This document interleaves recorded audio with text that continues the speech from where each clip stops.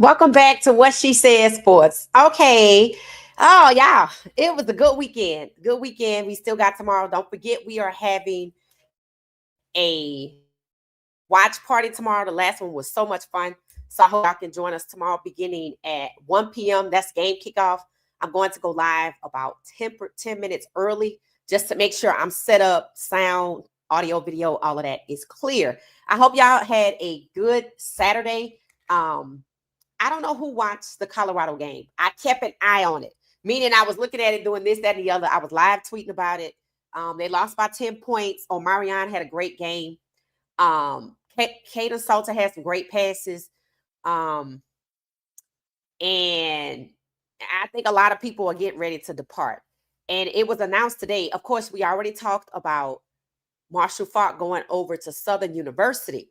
But apparently, Uncle Neely has put it on the record that Marshall Faulk is taking some of the coaches with him. And I'm like, okay. I like it, right? If you came from Jackson State, you might be going to Southern. Meaning you came from HBCU, might be going back to HBCU. Somebody said something about Brett Berlone might be going, the new offensive coordinator. Sounds like to me, we setting everybody up before a hammer get dropped.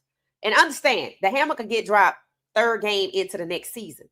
Now, Coach Prime was talking about players and why they happen to transfer portal. He said it, money. And y'all know since Coach Prime been there, they've been stingy with the money, but he been bringing the money in.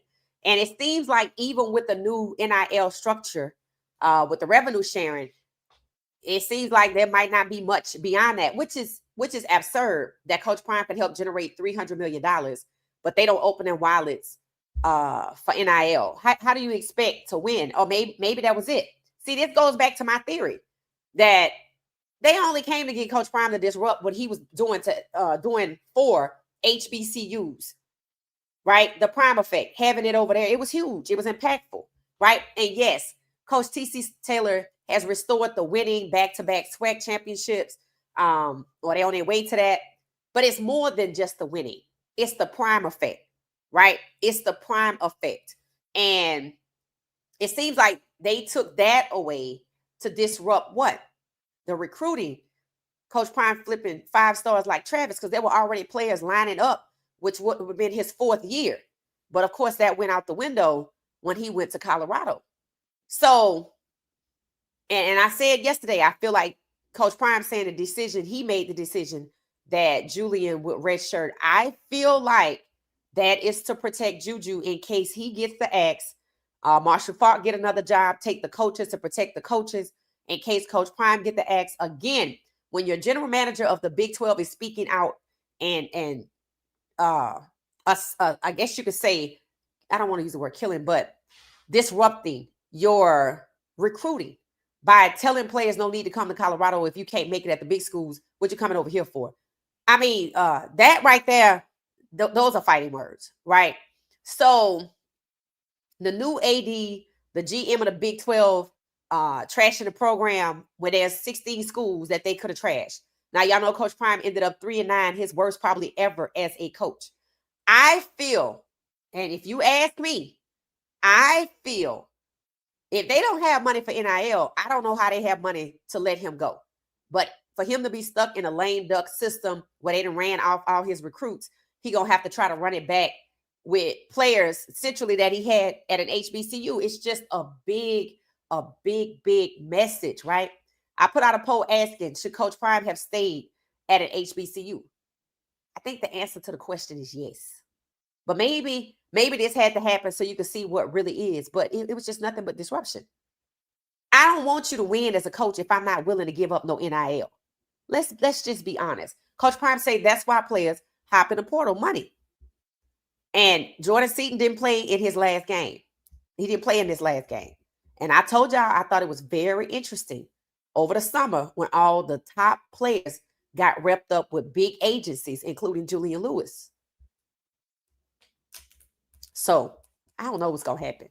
But from where I stand, from what I'm seeing, it looks like the bricks are being laid for other people to be taken care of just in case. That's just what it looks like. whether it's Juju or some of the coaches that people liked that are actually good, right? So, yeah, it's going to be an interesting offseason of Coach Prime if he's going back, because it's going to be hanging over his head all summer. And I'm sorry, I don't see them letting him get past game 3 if they 0-3. I just don't. I feel like they just setting it up that if you don't do this, we're going to dismiss you. That's just what it's given. So I said yesterday, I felt like Marshall Faulk moving on was either writing on the wall or he was sick of the BS. So the season's over. Omarion had a great game. I think he had 120 yards for 7 receptions. He looked good. I don't know what Caden gonna do with his career. It was nice to see Caleb Mathis out there, but it was kind of late. So I don't know what's gonna happen to all of our favorite players now. People like Jeremiah Brown, Mata, I guess what's his name? Tyler Brown, all the crew that came from Jackson State. This is their last year. So whoever will be at CU next year, if Coach Prime is there next season past 3 games, will be people he has to go out and recruit again, because they done ran off all his recruits. And if money is the issue, then that's still running off all your recruits, right? That means you're not going to get top tier talent. But he did it at Jackson State year 1 without top tier talent. So all is not lost, but it looks like they're making Coach Prime's road harder, making it tougher, just like exactly what was going on in Cleveland. And I use the word was in Cleveland. Why?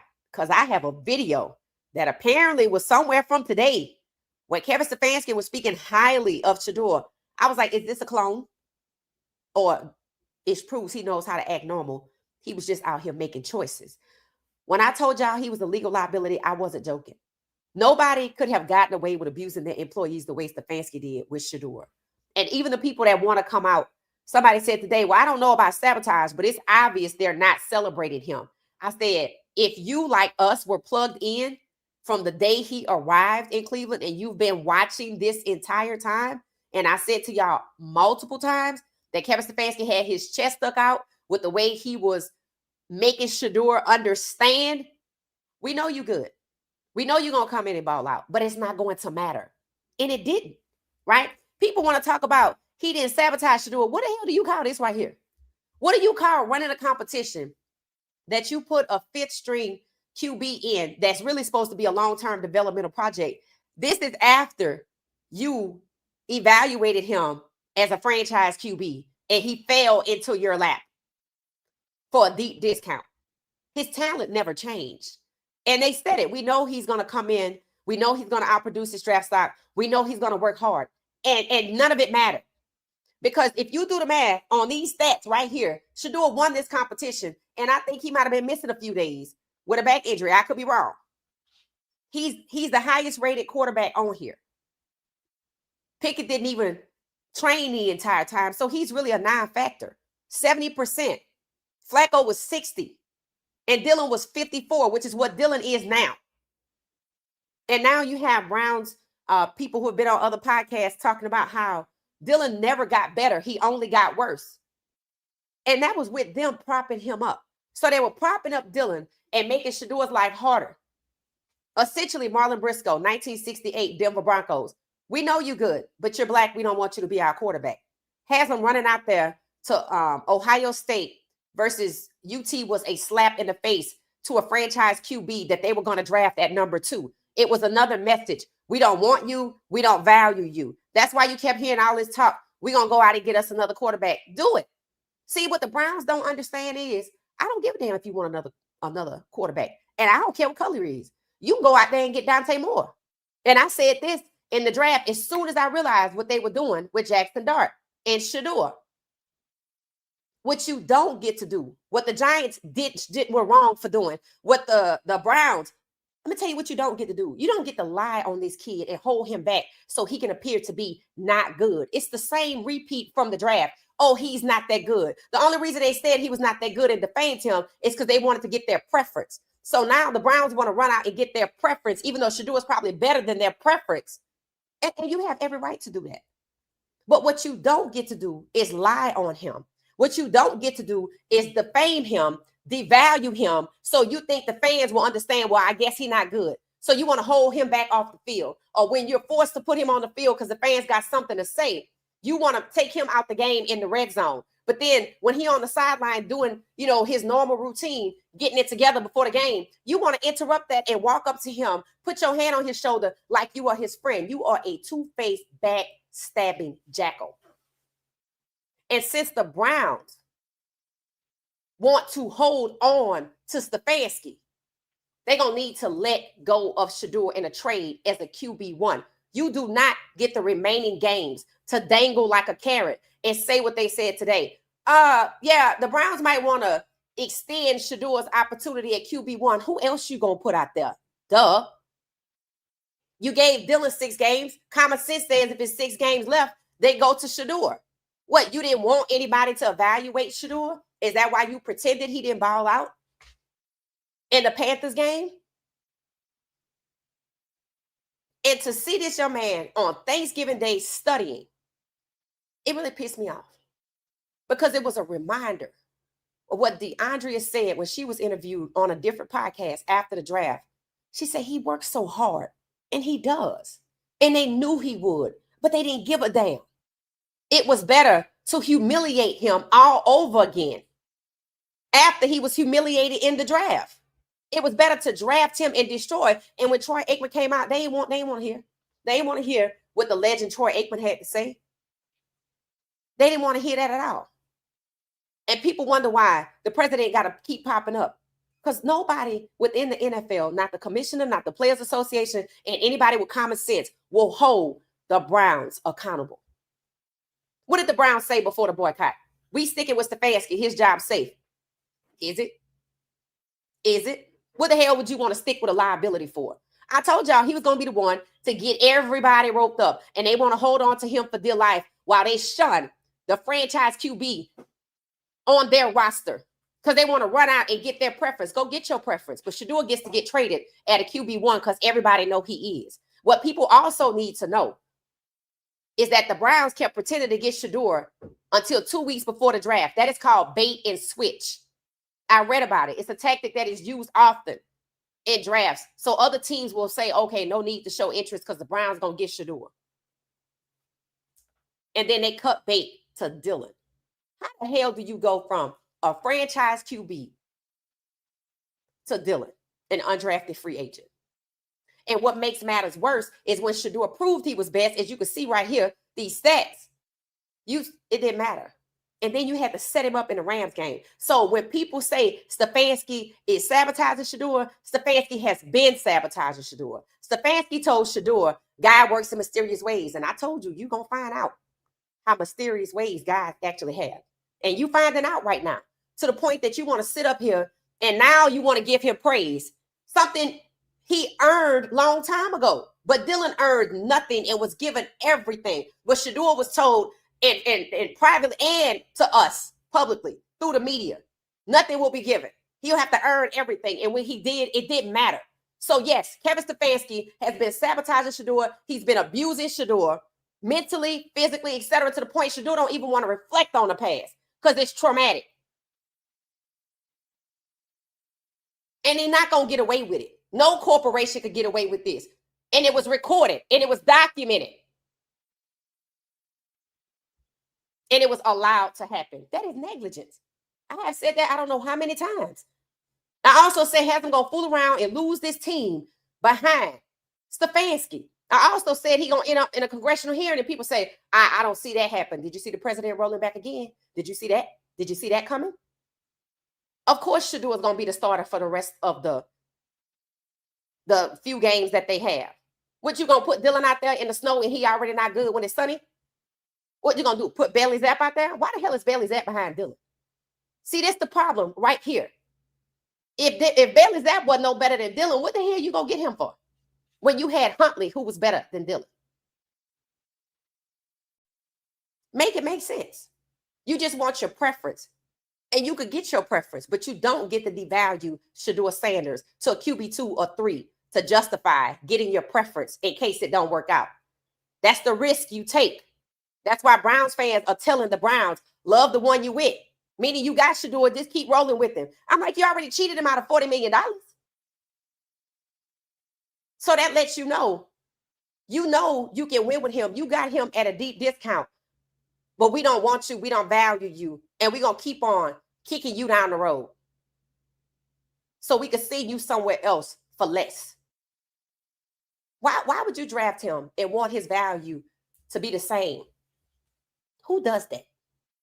That's not conducting business. That's fraud. That's fraud.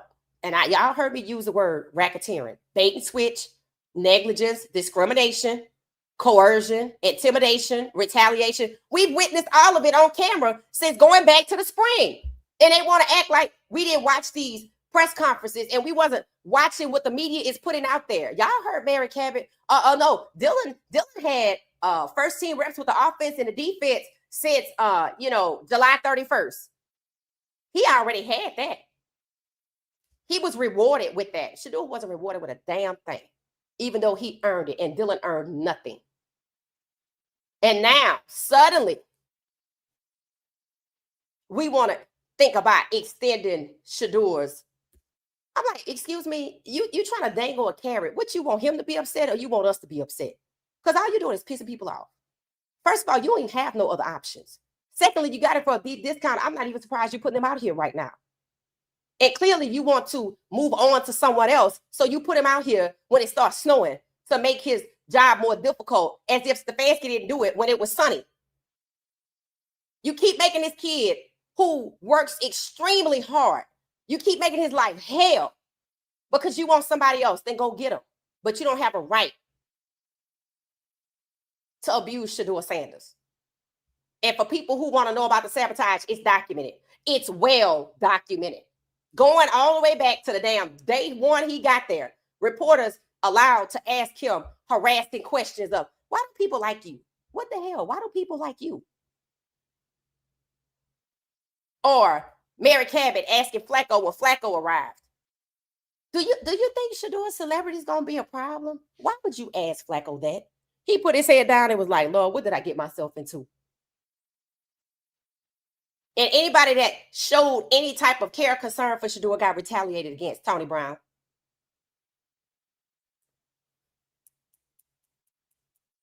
Miles Garrett.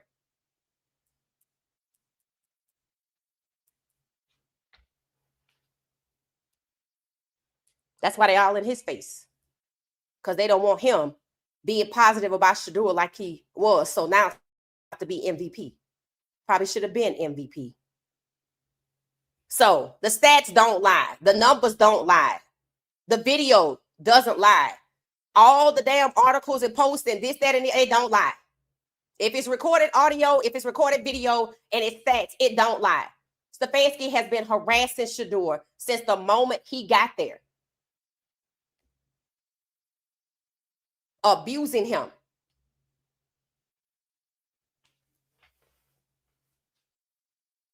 All right, so let's get into the video that I have from Thanksgiving. Let's take a look at that. So again, amidst all of the laughter, you can see how hard Shedeur works, and that just makes me it just pissed me off, right? This is a good kid, and you trying to destroy a good kid because you want a white kid. Go get the white kid, but you don't get to destroy the black kid. You don't get to destroy black excellence because you rather get a white kid. Go get him. Isn't that what the Giants did? And what did they do to Shedeur? A character assassination. Also, you could get Jackson Dart that you knew wasn't better than Shedeur, but you wanted to justify it. So you used Shedeur like he was a commodity. And one of the reasons they probably don't even want to push Shedeur out here to ball out when it's sunny outside is so people won't say, well, yes, Shedeur is better than Jackson Dart. So what happened? There's always a plot. There's always an angle. That's why they didn't want him to come there eventually. Because eventually I'm going to have to put him out here. So Shilo, let's turn our attention to Shilo. Shilo is something else. I remember Coach Prime saying, in effect, that Shilo was a handful. He ain't say it like that, but I see what he meant. Shilo came through the door like it was a episode of a sitcom, and the doorbell rang, and then you could hear the laughter, the applause, like it was a set. He came in with his list, and the purpose of the list was to to give points and take away points, add points and deduct points for how Thanksgiving went. His mama fixing Shador food versus his. It was hilarious. And Shilo definitely has a future on somebody's show. So I'm sure that's probably why he did it. Last time I saw the video was at over 500,000. So it's definitely going to do numbers. ESPN posted snippets from it. But this is one of the scenes that I think is the best scene. So I'm going to share this one. I'm going to share this one with y'all. Look at him studying his plays and whatnot before his big game. What a good boy, studying your plays so Coach Stfansky don't get mad. Stfansky, I even study my plays on Thanksgiving. If we own it, we don't have to pay for it. We own it. Well, ask this guy right here. He's the star quarterback for the Cleveland Browns. You talking about me? That's only 1 week. All right, God is great. Thank you for letting Shador start finally. We appreciate it. Please help him this Sunday. Throw for 500 passing yards. So both the wins is really important. The win. Well, we want your passing yards. Just to win. Yeah. Run in some touchdowns. Yeah. The win. Just two. The win. Yeah, so he can win and get my parlays. Right. I'm just playing. I don't bet on these. God, thank you for everything. Thank you for allowing my mom to cook today and really put her elbow in the collard greens today because they're really good. They look great. Lord, please allow Shador to do his best so he can pull some strings and get me on the Browns too. And please make number 21 available somehow. But what is this award? In the franchise there. 21 gone, bro. Whenever mine 28 will do. Thank you very much, Lord. And in Jesus' name, amen. I like that. It is hilarious to me how Florida could sit there and be quiet. Though for the most part, he talks, but like for the most part, because I know he can write a book. And I'm like, the beginning of it when he said something about you doing your work for Coach Stfansky, I was like, oh my God, then he asked to be on the team. That's crazy. That's crazy. Shilo is something else. The whole video is good.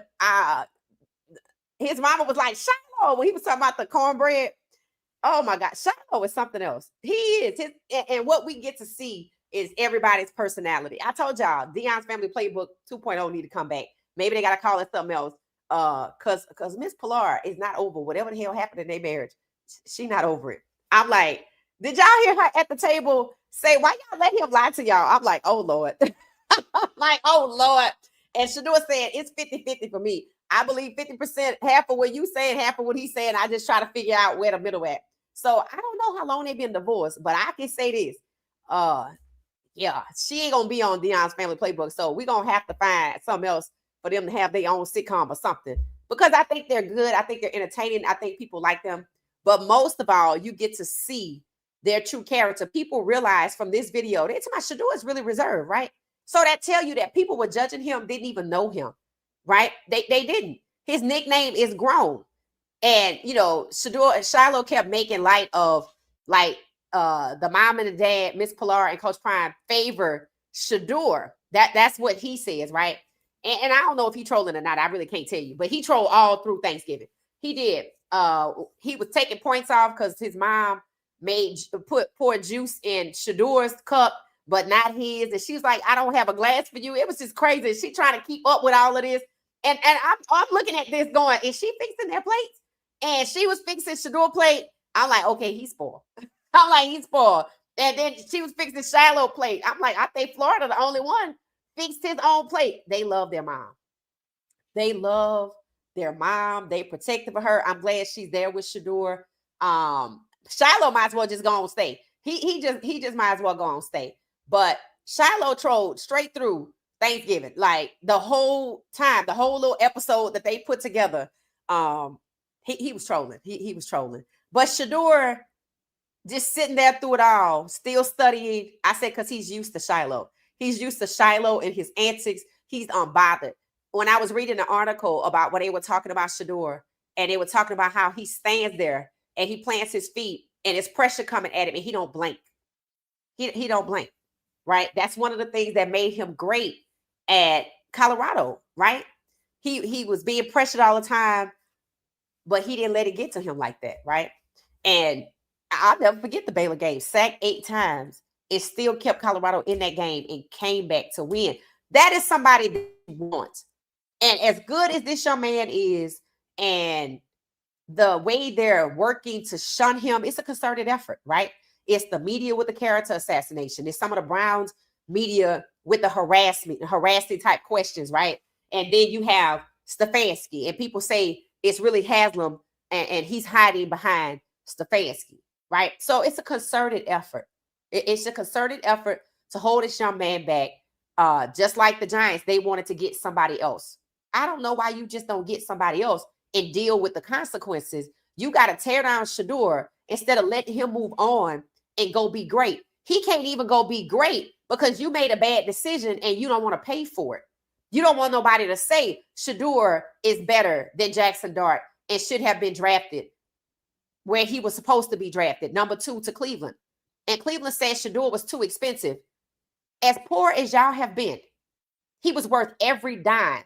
But it seems that they couldn't stomach to pay him that kind of money. And then they have to pay Deshaun after the insurance company stopped paying Deshaun. And then they don't want to even let him return to practice. They don't even want to let him return to practice. So if you remembered you had Deshaun and you already owe him $46 million, and you pre-draft with Shedeur extensively for $46 million, you was going to pay Shedeur $46 million and Deshaun? Because you owe Deshaun $46 million up front. You would have owed Shedeur about 12 or 13 million. But you decided to pay Mason Graham and Carson Swessinger, who are white. You could stomach to pay them the money you were going to pay Shedeur. But you couldn't stomach to pay Shedeur, a franchise QB, money to help your team win for your fans, which is supposed to be your job because that's what the team is about. It's supposed to be competitive. Shedeur's already made strides, and this is just going to be his second game. And they want to dismiss everything he does, and now they want him to stand in the pocket so the O-line that they claim isn't good can get him sacked. It's gross. I watch a lot of sports, and I don't see this happening nowhere else. And it just makes me feel like the NFL is Neanderthal, stuck with plantation mentality in 2025, hell, about 30 days from 2026, because of how they feel about Black players being quarterbacks, and they don't think that they could get it done, but they are the majority, technically, of the starters, even if they keep snatching their jobs away. They made it to 16, Shedeur was 17. He's still in the league, 17 to 32. And because they couldn't stand to pay Shedeur, they couldn't stand to have 17 to 32. That's how you know it wasn't about the money. It was about the fact that as Shedeur was going to tip the scale to Black starting quarterbacks that you see on Sundays being the majority. Because they technically gave the money they were going to pay to Shedeur for year one to who? Mason Graham. They got problems. They got problems, and the things that they do, no other corporation could get away with. All right, so let's move on to the next one that I have. I want to share with y'all this video that of Kevin Stfansky. Again, it says 7 hours ago. So I wanted to share it because I thought it was interesting. I'd never heard him speak like this. I don't know when this was. It says 7 hours ago, but I'm not sure exactly when it was recorded. They're none bigger than the throw to IB. But this is the Raiders game. So here's the thing. It's fairly new. It's the Raiders game, so it's fairly new. It could be today. It could be yesterday. But it's the Raiders game was a week ago tomorrow, right? All right. Let me make sure y'all can still see my screen. Okay. Obviously, as a quarterback, your number one job is to lead your team to a win. So for him to be able to do that in his first start, I think is a big deal. And obviously, there's some big plays on there, none bigger than the throw to IB early in that game, which was a high level throw and catch. So to be able to find those chunks, I think was outstanding. There are always things for a young player that you can improve upon, and that's certainly his focus going into the second start. But the ability to put your team in position to win, obviously, is paramount. Obviously, as a quarterback, your number one job is we have never heard this man for him to be able to do that in his first start. So this is how you know a big deal. And obviously, there's some big plays somebody has been talking to him. This is how you know he's in trouble. This is how you know he is exactly what I said he is, a legal liability. You found the words or somebody wrote them down for you, but the point is you made the choice to speak the words to show this young man respect, because that's what he was doing, blatantly disrespecting Shedeur. And today you can find words to praise him after the Raiders game, but in the locker room, and people were highly upset about the locker room. They were upset about it. People were making skits about it, making fun of how Stfansky blatantly disrespects Shedeur and acknowledges everybody else. And again, people that haven't been paying attention like we have since the spring, since day one in Cleveland, say, well, I didn't know sabotage, but I will say this. They refused to celebrate him. I'm like, well, the sabotage is documented just like what happened in the locker room. And now I'm like, is he a clone? Because he couldn't do this before. See what it took for him to show Shedeur respect? Why would I believe it's authentic? Why would I believe that you're going to go out here and actually let this man play ball whether it's snow or not? I don't. Because I watched you when he did his pregame walk up the field by himself. I watched you step yourself on that field to disrupt him and put your hand on his back. And in that game, you took him out of the red zone twice. And you made excuses for Jerry Jeudy, who you should have taken out the game, and he should be benched.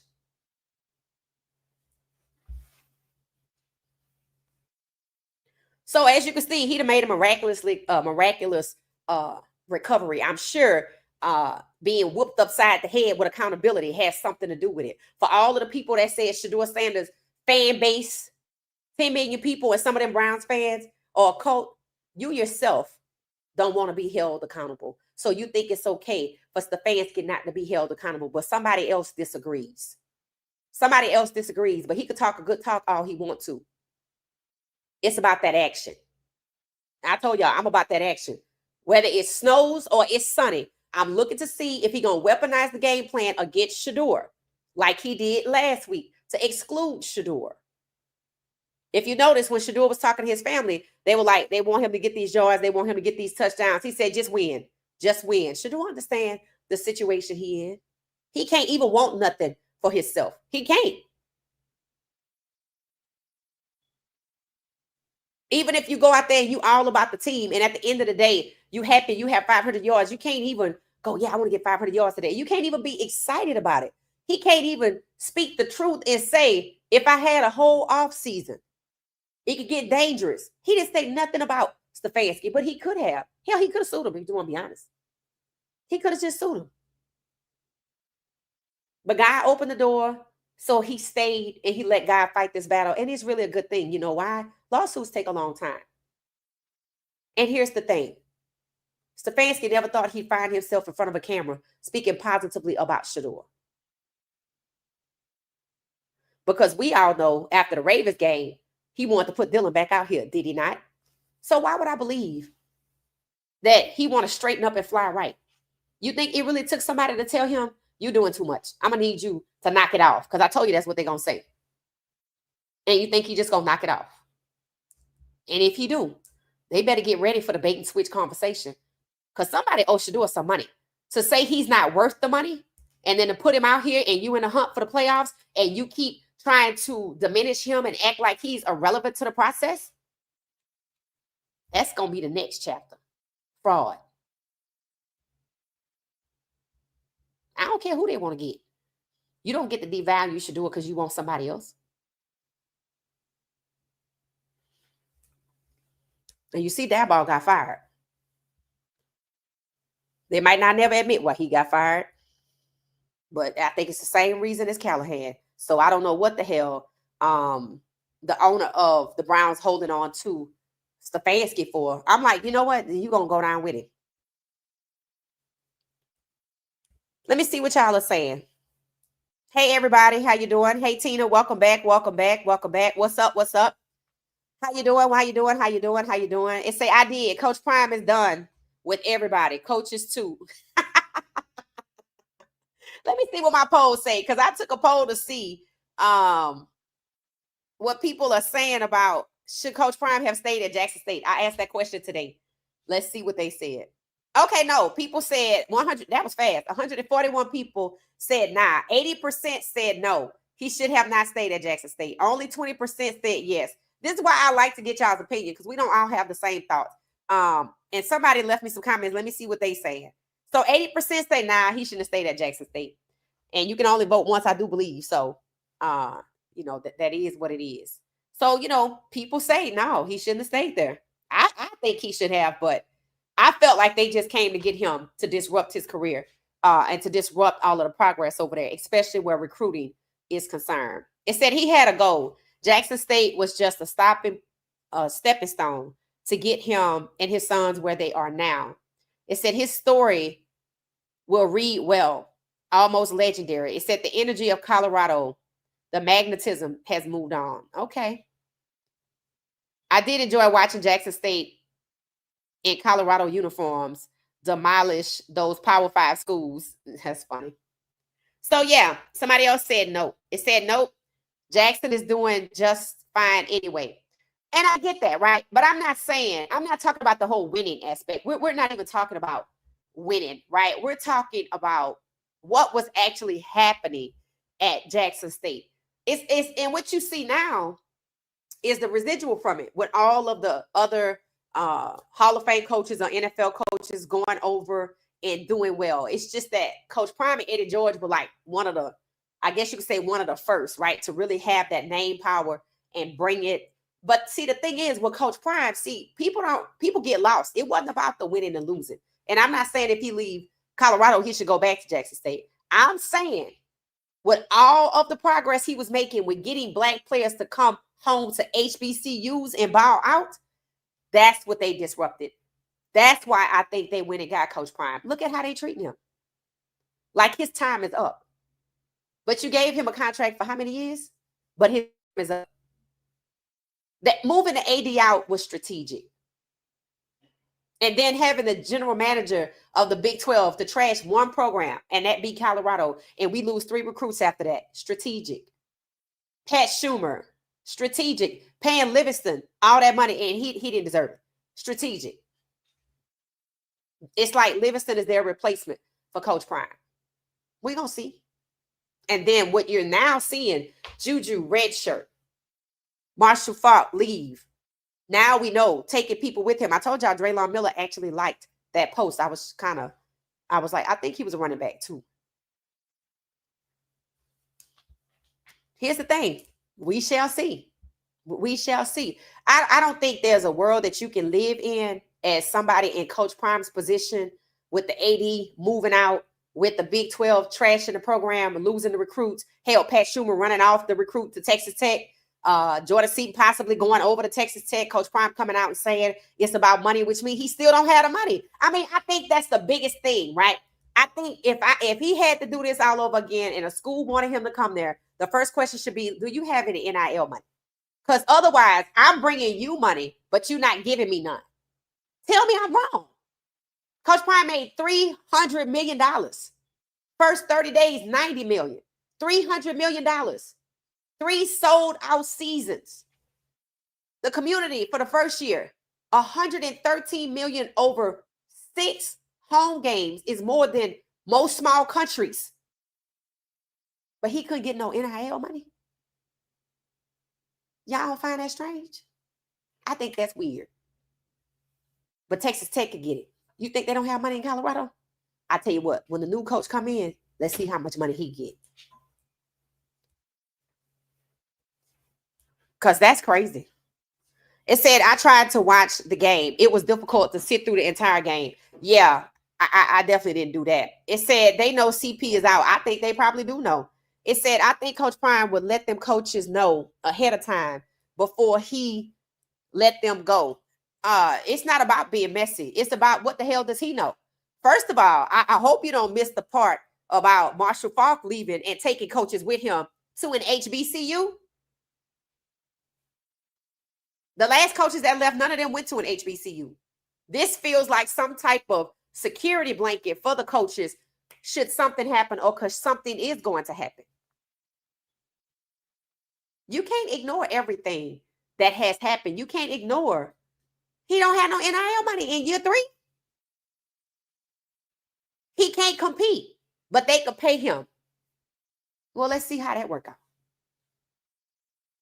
And I told y'all it was shady for them to prioritize Livingston, who he brought there.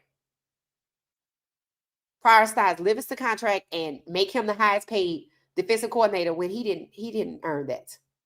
Coach Prime actually earned his money. So it's not about Coach Prime not letting go. This is about Coach Prime not knowing when, but knowing a possibility. I think he knows that there's a possibility. He even said it. I asked y'all, I put it in the community. I said, why is Coach Prime talking like they came to him and said he got 2 weeks to get it right or vacate his office. And that was before we played these last 2 games. And y'all see what happened. And then they announced Marshall Faulk taking coaches with them today. I already knew about Marshall Faulk before today's game. I saw that on the HBCU podcast. They said when they talked about it when it was speculation, they announced when it was a done deal. And now I'm hearing from Neely on the Colorado side that he's taking some of the coaches with him. And I told y'all, he's either understands the writing on the wall and jumping ship, or he's sick of the BS. But if he's taking all these coaches with them, we're going to see. That's the thing about it. That's the thing about it. Coach Prime can only let people know what he know. I think CP had to do what he did for his kids and said they weren't going to give his sons a look coming from an HBCU. I mean, if you think about it, did they get one anyway? No. Maybe you think Travis wouldn't have won a Heisman from an HBCU, or maybe they didn't want that because Travis is undeniable. I think Travis could have won the Heisman from Jackson State. I don't think they wanted that. Just like they didn't want Travis. I think the moment Travis flipped, they was like, all right, who gonna get Prime? Because we can't have these.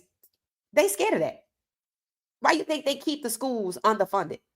They scared of black players going to black schools. Because what we gonna have? We need the talent. They don't want to admit it. But that's what it is. They're scared of Shedeur.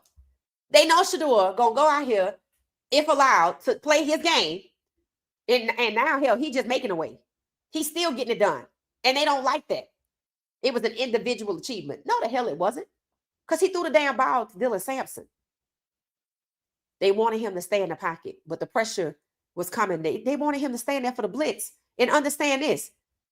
It's the same blitz from the Ravens game. And you want me to stand here. Who would do that? And why would you want that?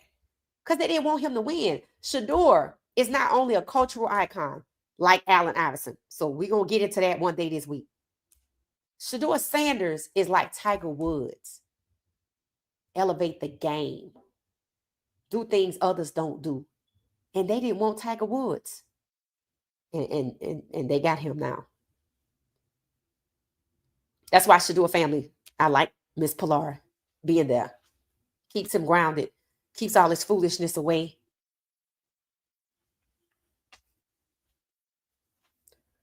So understand this. Coach Prime can only know what he can know. And I told y'all, they fired Herm Edwards on the field. They ain't even let him get off the field. Do you think he saw that coming? Okay. And if I'm out here trashing this program, maybe I don't want him to see it coming. I mean, I just don't see he going to be there. I don't think he going to be there till 2029 with no money and no, what they just going to let he just going to let his career go to hell. And honestly, do you hear anybody saying after Coach Prime being in the Raiders booth, oh, Coach Prime could go to the NFL. Oh, Coach Prime could go to this school. No, because it ain't going to happen.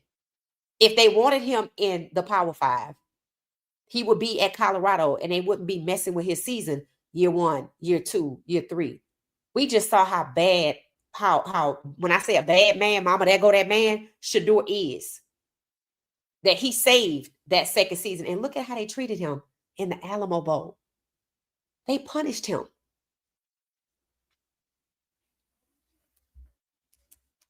He ain't gonna know it's coming. Unless he pick up on it. I don't think they want him to know it's coming. But what the hell you think gonna happen when I got the Big 12 GM trashing my program and then I lose 3 recruits? I mean, a blind man can see they trying to run him off. So he said the money is why people leave. He's telling us he still don't have no money. And all the money that he brought there, come on now. Come on now. Let's see if they find the money to send him on his way. About what, 44, 47 million? CP let his coaches know what's coming and start looking for jobs elsewhere. Yeah, it wouldn't surprise me. It said he's going to have to bring HBCU boys or high school boy. Right. They're making it difficult for him. He's going to have to get it done on a Power 5 level against Power 5 talent with players from high school that he's going to have to take the time to develop, or the portal going back to year one with people coming and going. He don't have the money, so you're going to get 2 stars, 3 stars. And he's going to have to put in work, like start all over and rebuild. This will be his 4th rebuild. People don't want you to succeed when you have to keep starting over. It's going to happen fast too, right? It said he brought in $300 million and they can't find $1 to get good players. Right. And what did Shedeur say? And I wondered if this is why they did this to Shedeur too. The money part. Shedeur said when he get drafted, he was going to give Colorado some money so they could get some good players.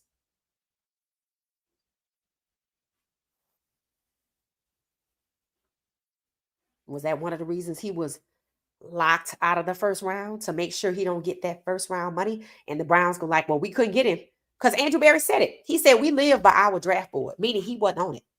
They locked him out of the first round. Ain't nothing I could do. That sounds so unheard of. Why wouldn't you just go to him before the draft and say, you know what, we appreciate your interest, but we're gonna go in a different direction, because you don't want him and his elite talent to go start his own league, to be on TV playing every week on streaming. That's why you don't want him in Canada, making them better. You know what they say in Cleveland, the players, Shedeur make everybody better. Myles Garrett said it. That's why they all in his face. That's why we see his girlfriend and her whole family. I have never seen anybody in their whole family on the sideline before. That's why I saw Myles Garrett on GQ. That's why they talked about him winning the MVP. They are practically begging Myles Garrett to stop speaking positively about Shedeur, telling him he on defense, so he don't know what's going on offense. That's why. How long Myles Garrett been there? Even when they gave him all that money, they didn't give him all that shine. It's to coerce Myles Garrett to refrain from being excited about Shedeur, because he's the leader of the team. What does it say when the leader of the team is like, gosh? What does it say when the leader of the team keeps stepping up for the guy that they don't want?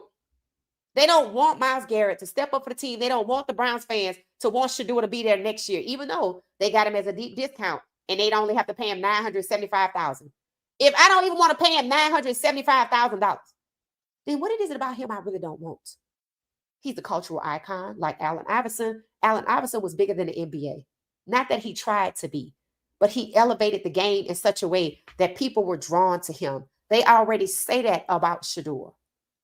I heard a guy on defense say people just gravitate towards Shedeur. I know people like that. People just gravitate towards them. And it's just weird. There's nothing he can do. They don't want that. They want that for the Manning kid, which is why today, with the Longhorns being number 19, they trying to figure out if the commissioner should let them into the Big 12. I said, are they number 1? Then no. And I watched Texas A&M. Arch Manning is hit or miss to the 4th quarter, and Texas A&M fell apart. And they out here acting arrogant like they did something. I'm like, excuse me? I want to see them. People want to see 1 through 12 also. They have fan bases also. So what about 13 through 18? To hell with them too? And people said it. If the Manning kid last name was anything other than Manning, he'd be sacking groceries at Publix, and that is facts. I like him because he's from New Orleans. I'm a NOLA girl. I like the kid. But let's just be honest. The kid has moments. Moments. That's it. If he got moments in college, I don't know what the hell he going to have in the NFL if they don't prop him up like they did Dylan. But I bet your bottom dollar they trying to get him to come out of school. See, they already thought he was coming out anyway. That's why they didn't want Shedeur. We don't want to keep Shedeur. Same thing with New York. They knew they wanted Dart. So they won't have Dart over here in New York, Tyler Shaw over here in New Orleans, and the Manning kid in Cleveland. Because I told y'all the Mannings have the influence and connection to all 3 franchises. All 3 franchises did Shedeur straight up dirty. Not a coincidence. The NFL looks at the Mannings as royalty, but doesn't want the Sanders to have that same cultural icon status. They want to act like only Black people like the Sanders. That's BS. Because 2.5 million people bought Shedeur jersey and they were all Black. They don't want people to want to see Shedeur. They want people to buy into the Manning kid. And you know why they will? Because he better than Dylan. Yep. Just like people fell for Tommy Reese. Because he said 4 words more than Stfansky. Oh, he's good. No, he's not. He the same person. And Stfansky told him what to say. But because he added some more syllables and words, people fell for it. So because Dylan is not good and they knew he wasn't good, they sent him to the Manning Passing Academy, put him in front of Shedeur to knock Shedeur out the first overall spot. Knowing they was going to bring Dylan over here. I don't think it's a surprise Shedeur is over there behind Dylan. Again.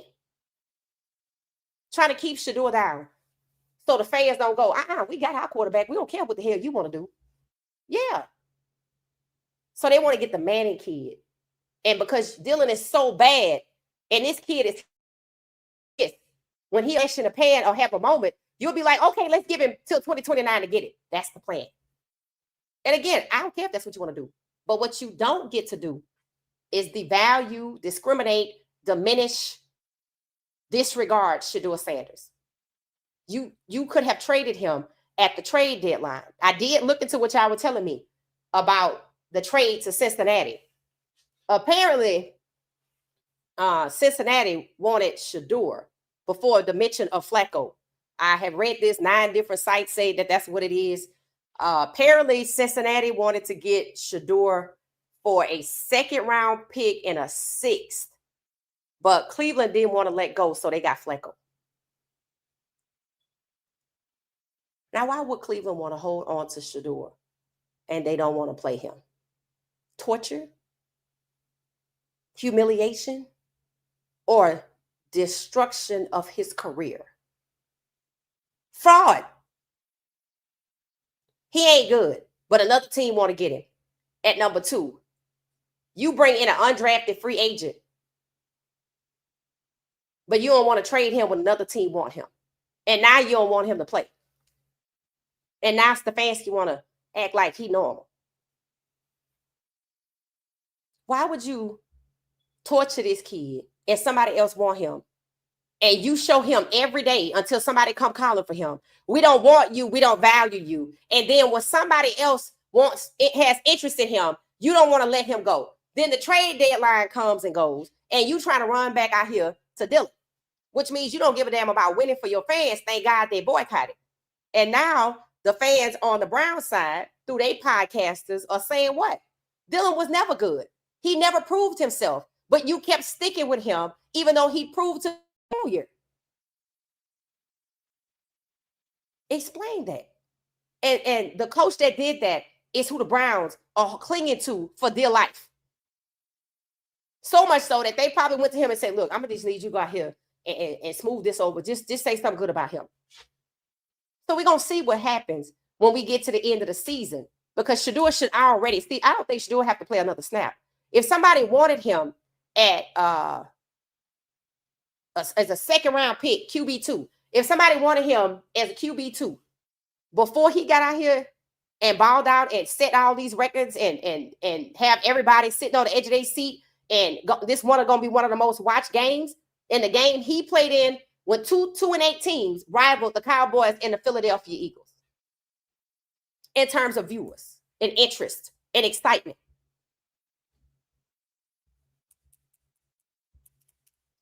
If he could have left as a QB2, which is what he was probably when they came, well, what he was ended up being once they came for Flacco. So when he was a 3, they wanted to get him as a 2nd-round pick.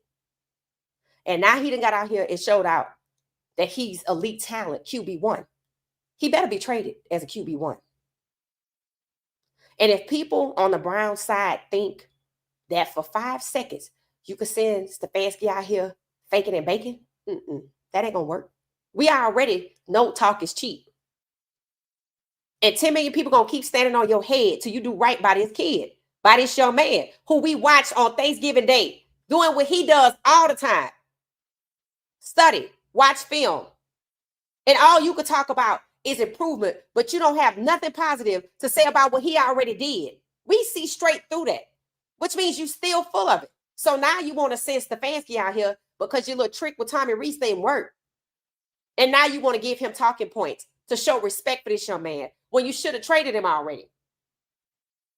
So you at war with your fans. You at war with about 10 million people. You at war with the general public over a franchise QB that you don't want, you don't value, but you won't trade either. And what you want to do is set him up to fail so he can get traded as something less than a QB2. Nope.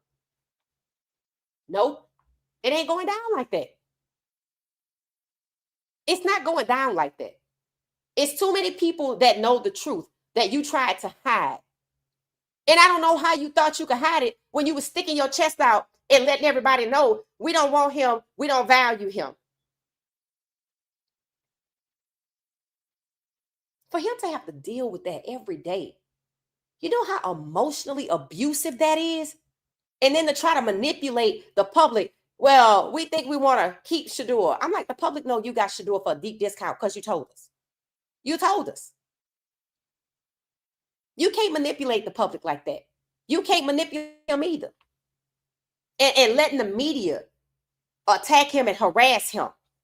From the time he got there to asking about sabotage, you need to be asking Stfansky about sabotage. In fact, maybe the employment EEOC need to be asking Stfansky some questions. I don't know. Maybe Congress need to be asking Stfansky about sabotage because it's documented. He made sure to let people know. And I said, that's how everybody going to get roped up because he just letting it fly. Said that multiple times.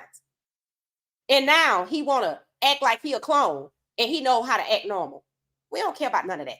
We care about how you treat this young man every single time he take that field or there's a press conference or every day. That's what we looking for. I'm not even looking to see who win the game. I'm looking to see if Stfansky going to set him up again like he did for the Panthers game, like he did for the Rams game, hell, like he did for the Ravens game, like he did for the Raiders game. So is he going to do it with the 49ers? That's what we're looking for. And if somebody sent you out here to pretend, then I would suggest you stop.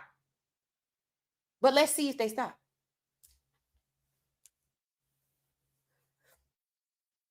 It said Prime may be in a lame duck situation. I think so, Freeman. I think what it is if they, let me explain how I see it, the lame duck situation. We don't have money to give you for NIL. We never had, and we still don't. We owe you $44 million, but we don't have it to give you to leave. So we're going to keep you here, and you just, reputation is going to continue to spiral downward. So by the time we do get enough money to send you on your way, nobody else will want you. It's no different than what's happening to Shedeur. Draft to destroy. Like I said, 31 NFL scouts and executives at Shedeur, Travis, Coach Prime first game in 2024. 2025? Look at where he is at the end of the season.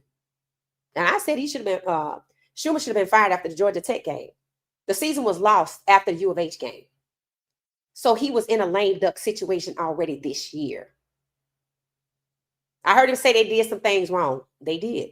I said it was going to cost. It will. But just like we question, do they just want Shedeur to get up and quit? Do they want Coach Prime to get up and quit? Do you hear any other schools saying, oh, maybe Prime should go over here to Florida? No, because they don't want that. So we're going to leave you right here at Colorado with no NIL. And we just going to hold you hostage until your reputation is trash and nobody going to want you. Instead of draft to destroy, they went and got him so they could destroy his career, his pipeline to the NFL. What he did last year rivaled what Georgia did. 15 players associated with the NFL after the draft. 14 or 15. He already getting paid rivaling Kirby and all the other top coaches. I was shocked that there was no narrative being pushed. Coach Prime making all that money and they not good. I was shocked by that. I'm still shocked by it. because that's the first thing they would have went for, but they intentionally did not. Instead, they attacked the program so the recruits could leave, and it worked. So the best players like Jordan Seaton could end up at Texas Tech, where also the young black quarterback that came to Colorado to visit saw Kaden Saul to get 12 reps. He went to Texas Tech too. Y'all think that's a coincidence? Mm-mm. Why he didn't go to Kansas State or Baylor? It's Texas Tech. And that's supposed to be Coach Prime Friend, the head coach. It looks like it's poaching to me.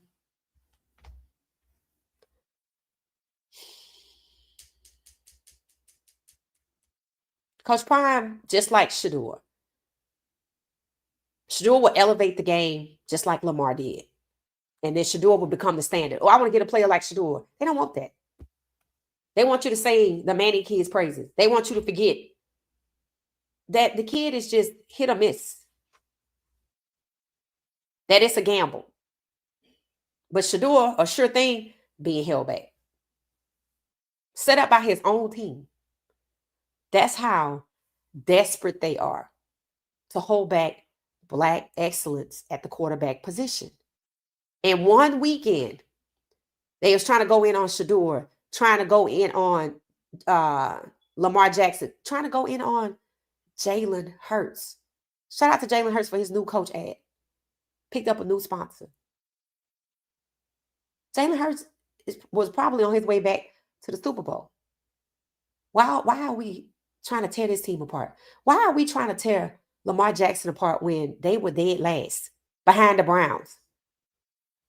And now they was in first place before they lost to the Steelers. But Lamar Jackson should have never been drafted 7 years ago. Why is it that Shedeur out here balling and his own team want to act like he's irrelevant, but he's setting records and everybody want to see him play? But unlike the media assassinating the character of Jackson and Hurts, the Browns taking down their own quarterback in Shedeur Sanders, setting him up to fail repeatedly. Even when teams want to come get him as a second-round pick QB2. So he don't look like a QB2. Why you care? You don't want him? That's just like being in an abusive relationship with somebody who's manipulative and a sociopath. They don't want you, but they can't stand to let you go and go live your life. So they're going to humiliate you and manipulate you and tell you you ain't good enough to go nowhere and tear you down emotionally and mentally until you believe it. That's the type of relationship Shedeur is in with the Browns, an abusive one. And the Browns let it happen. And Andrew Berry couldn't stop it. The NFL Players Association couldn't stop it. The commissioner couldn't stop it. Could nobody stop it? Which I find very, very interesting. Negligence. All right. So I think Coach Prime was in a lame duck situation this year. The situation you saw this year could also repeat next year, whether it's the same reasons or not, right? Because if Brett Bertelon was calling the plays for these last 2 games, it didn't matter, right?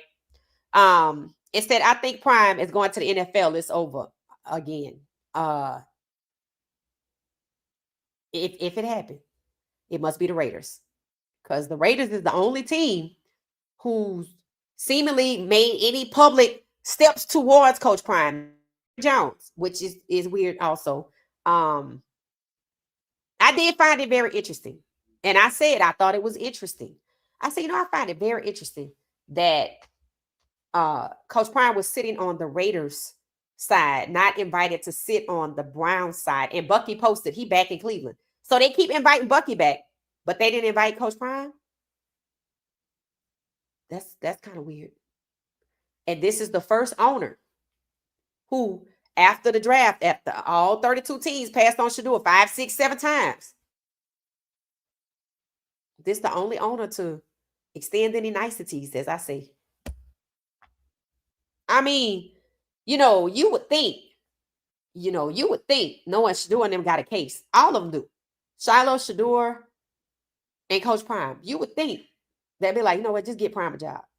I can see it. I ain't gonna tell you I can't see it.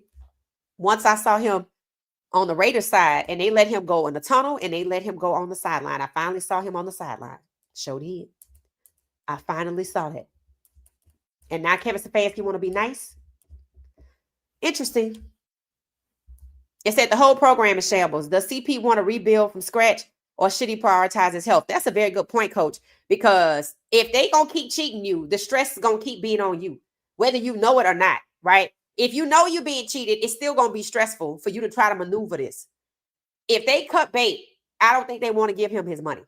And there's ways to figure stuff out to try to boot somebody out. I think he know his days are numbered though. But he gonna be rich when he leave. He already rich, but he gonna be about $44 million richer. I don't know if they want to just let him walk because that means he's free to go to another school. I do believe. Does it work like that? I think. Do you just have to retire? I don't think you have to retire. But it'll be interesting. But I think he was in a lame duck situation this year. I think the Georgia Tech game told you everything you needed to know. The rest of the season went the same way. We never beat anybody else who had something to gain. It's like Colorado had to be the collateral damage. And I really thought they was going to let him go 4-8, but it's worse, 3-9. And in the media, I mean, you would think they would be attacking him, but I haven't really heard anything. It's like they don't talk about it no more. And not a lot of people had the game on today.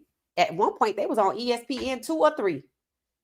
It said the Buffaloes have their work cut out for them next year. Yep, they sure do. I mean, part of me would like to see Coach Prime go to the NFL. You know why? Because, see, I'm sick of this. I'm so sick of this, right? I'm of the opinion, you know what? You don't want no black talent. You're going to come and get him to stop what's going on at HBCUs. Thankfully, they back to winning. But I was talking about the recruiting part. I said Coach Prime should go to FAMU. Because you ain't stopping nothing over here. That's how I feel.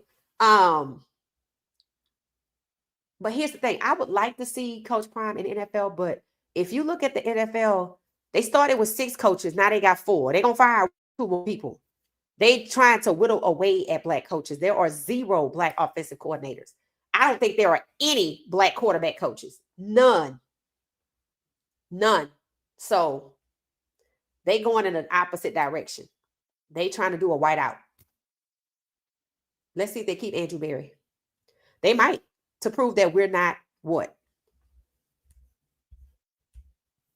It said, I'm not happy how the GM of the Big 12 is coming out. It said CP is the reason he took the gig. It said he saw money and was like, what? It said, I need him to come out and say something. Oh, you talking about the guy that's over the whole Big 12? The one that used to work at, is it Rock Nation, Live Nation, or something like that? Yeah, that was kind of crazy. That's kind of crazy. Somebody said Coach Primer probably used his health, because he does have a health clause, as a reason to leave early. If next season doesn't start right. It said, but Juju's still there. He might stay just for Juju. I ain't gonna tell you Juju gonna be in Colorado. I don't think a lot of people letting on about a whole lot of stuff. We're gonna see. I think part of the reason what him saying Juju need the red shirt, and whether this is true or not, is because I might not be here. So let's red shirt him. That way, if I'm gone, he could just go and not burn a year. And that's true. And Juju is also repped up. All these kids, I think, are repped up. I said it in the summer. I'm like, damn, all these kids repped up with some big time people. And they like freshmen. The other guy from IMG. So Jordan Seaton. I forgot the other guy from IMG. So sad to see us lose again. I feel Coach Prime can turn it around next year. That's if they want him to. Hey, how you doing? How you doing, Amber? It said, no, the NFL is the last place Coach Prime needs to be. Stick with the younger kids and inspire other veteran players to contribute back to schools. Okay, devastating. I like that. So, again, the way the NFL is moving, look at what they're doing with Shedeur. Look at what they did with Shilo. Look at how they treated Coach Prime in the draft. Look at how they're trying to fire Mike Tomlin, but they holding on to Kevin Stfansky.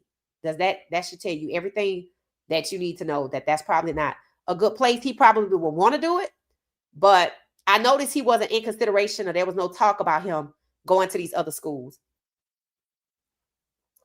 Franklin, the coach that got fired from Penn State, and they paid him $50 million to leave, he already got hired at, is it Virginia Tech? Or is it Virginia Tech? Some school. University of Virginia Tech.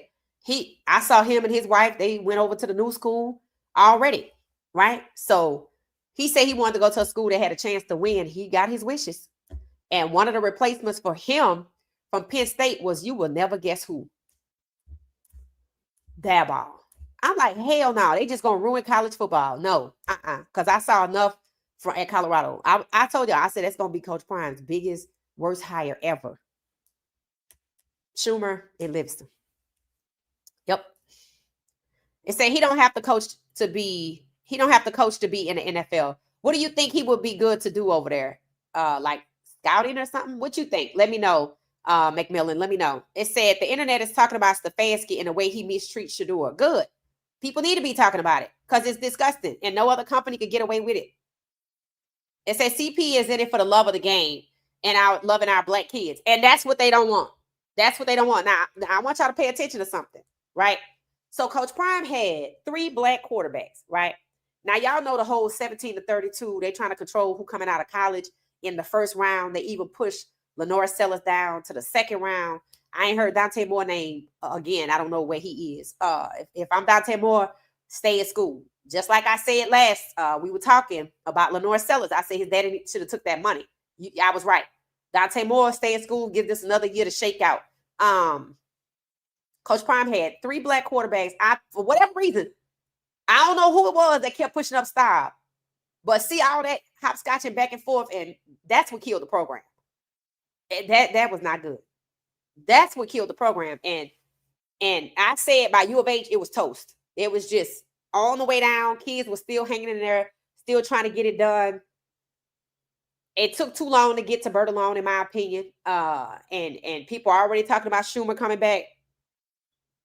These OCs from the NFL, not even Tommy Reese, they don't need to be in college. They just going to ruin it for all the black players that are coming out. It's going to go back to what it used to be, making life hard for black quarterbacks. But here's what I noticed.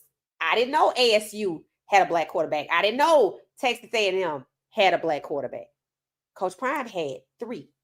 Ponder never got looks, maybe once. Juju, they try to put him behind Staub. They forced Staub up in front of Caden in his NFL year.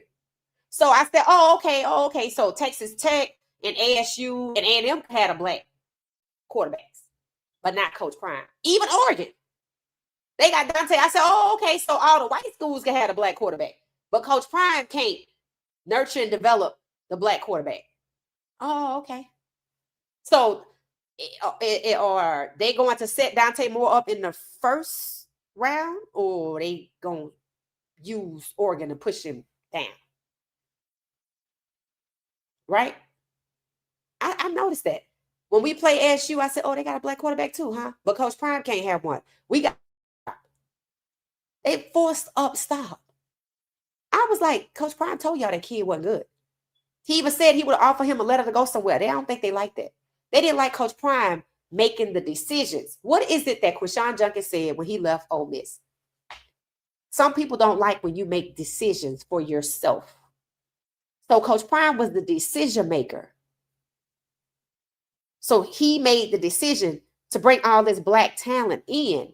And then he got 14 or 15 looks in the NFL. And they just put what? Was it Will Shepherd? They just put him on the 53-man roster. Which meant it's only one on a practice squad. And I think that's McClendon, I think. I'm not sure about Miami.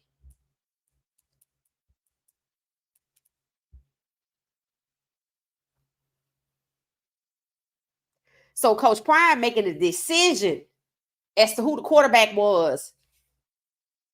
And they ain't say nothing about Shedeur, probably because they probably told him, well, yeah, your son could come over here and he have the best facilities. It wouldn't surprise me because it seemed like the moment he was gone, it's got to be stopped. I'm like, and why? Preference. They tried to force who the quarterback was going to be, which is why I said if Coach Prime is there next year and they ran everybody off and they was trying to run Juju off, putting Juju behind Staub, and that kid was talking about leaving, that's why. They knew what they was doing. It's like they were trying to force Coach Prime to go with a quarterback that can't get it done because he white. And it's not even his NFL year. So to hell with Caden, that's how they acted. To hell with Juju, who came out of school a year early. To hell with all the decisions Coach Prime made. They didn't like that. I watched the way they looked at him in the Georgia Tech press conference when he said, I don't know why y'all keep asking me. Caden is the starter, and then I hope Juju get the play. I saw the man sitting in the back like this. I was like, who want to put up with that? That's why Bossy went back to an HBCU. Don't nobody want to put up with that. They even have her doing a commercial talking about why she chose an HBCU. I think he should go to FAMU. I say, look here. They don't want these black coaches like Coach Prime going to these HBCUs and getting all the talent. So they just bring them over to the PWIs for a minute. And then something happens. And then your career is trash. Go back to an HBCU. Stay there. Stay there. It said he'll probably stay 1 or 2 more years after this rebuild. It said it has to work these next few years anyway. I don't think he got a next few years. I just don't. And if so, they just want to hold him hostage, knowing it's not going to work. He's on his 4th rebuild. He will have a 4th rebuild. If it's true that Falk is taking people with him, but I'm not convinced he's going to be there beyond the 3rd game next year. They already know what they want to do. If they're willing to tear down this program and the recruiting, they know what they're going to do.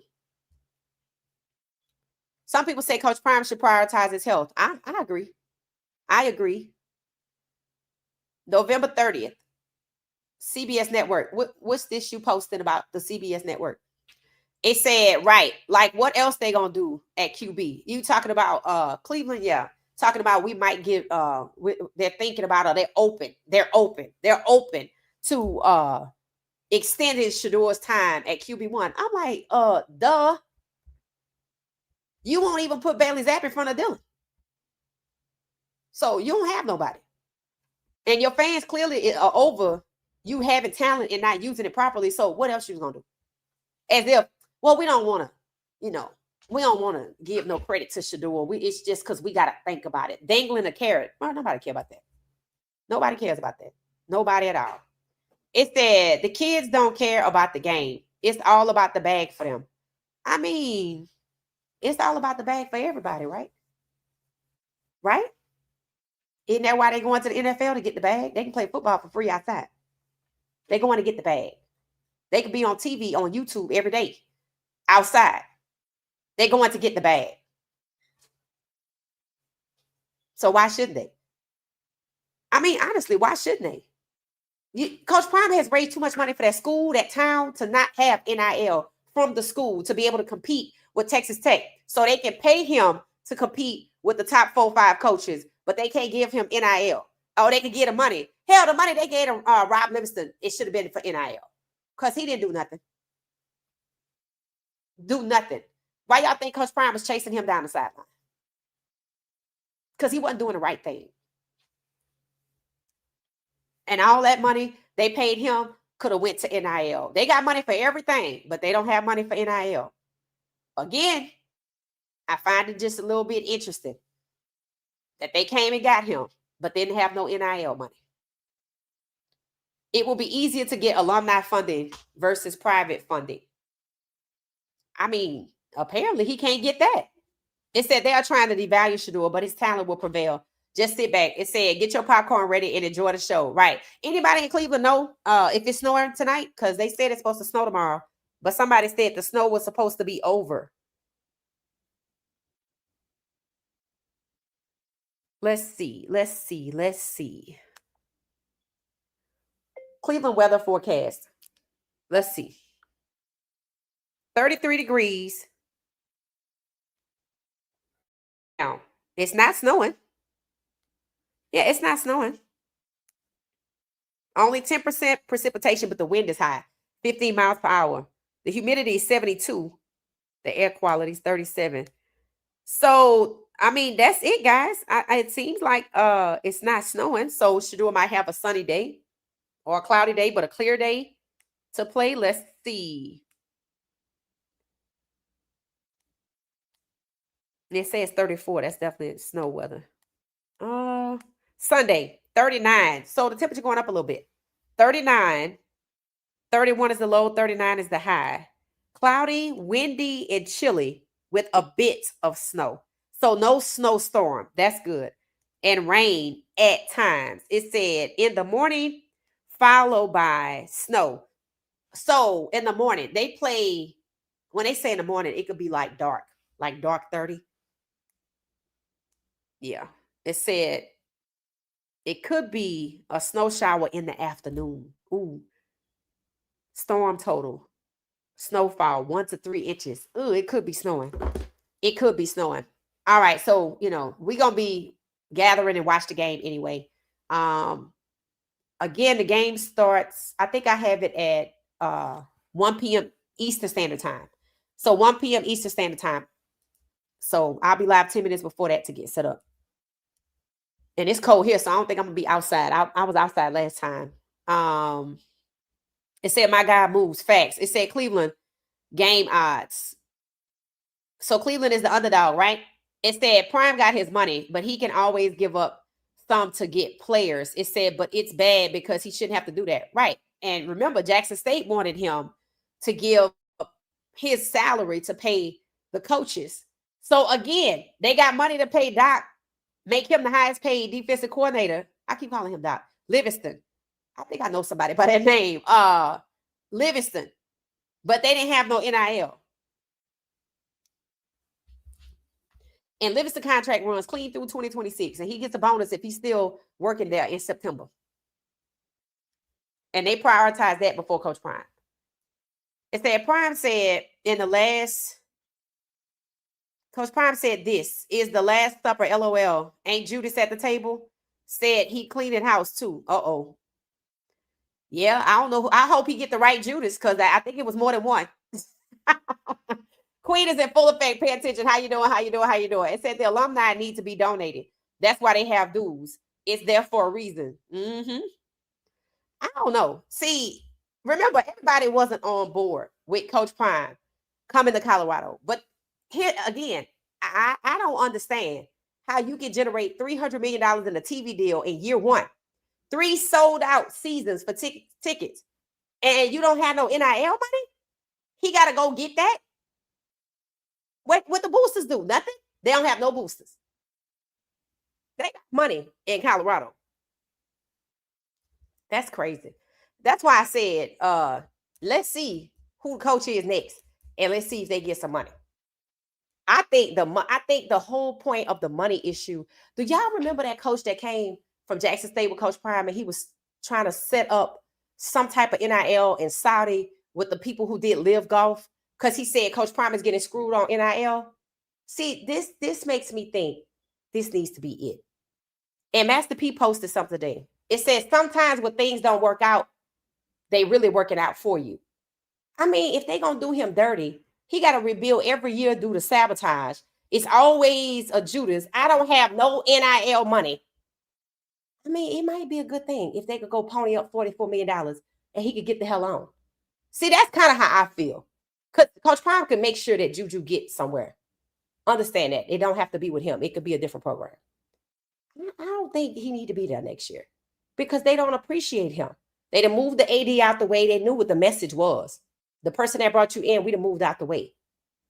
Then you got the Big 12 GM trashing the damn program out of 16 schools. And then we lose 3 recruits after that. We lost recruits before that. Schumer, in my opinion, ran off the damn black quarterback. I don't know where he was going to go anyway, but he ended up at Texas Tech. Seton supposed to be going possibly to Texas Tech. Sound like some poaching going on. And all of it is to disrupt what Coach Prime has going on, which is why my theory is after he flipped Travis, I told you don't be caring about the money. After he flipped Travis, everybody was like, who going to go get Prime from over there before all these kids go over there? That's what they didn't want. And I think the president was used by the people in the state legislature, that all of those individuals, to offer Prime at the last minute. And I don't think it was a coincidence that tight end dropped that ball.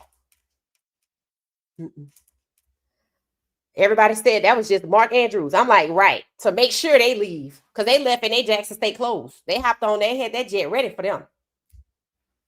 But the moment they gone, they're going to clean house like that.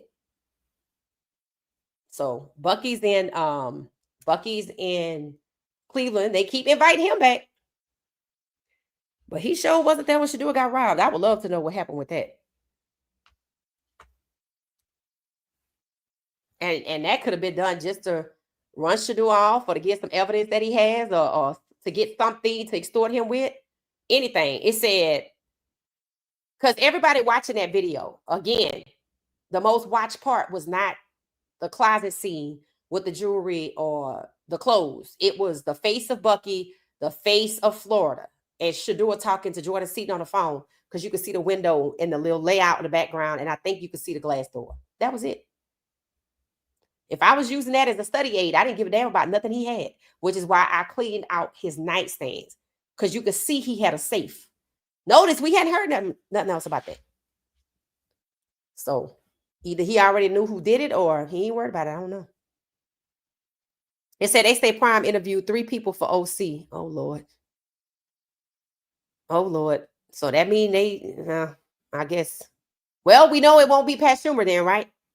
If he can't get the school back over 500, he will be escorted to Colorado just as fast as they reeled him in. Right. I say by, see, this is why I say, you know what? This might be one of those things you might need to move on. Because, see, the reason why things are so hard for you is because people are making it hard for you. I said it. How could they sit up here if they value Coach Prime and let Pat Schumer tear down this program like that? What the whole trying to put style out there. I forget how Coach Prime looked after that U of H game. And I was like, what the hell is going on here?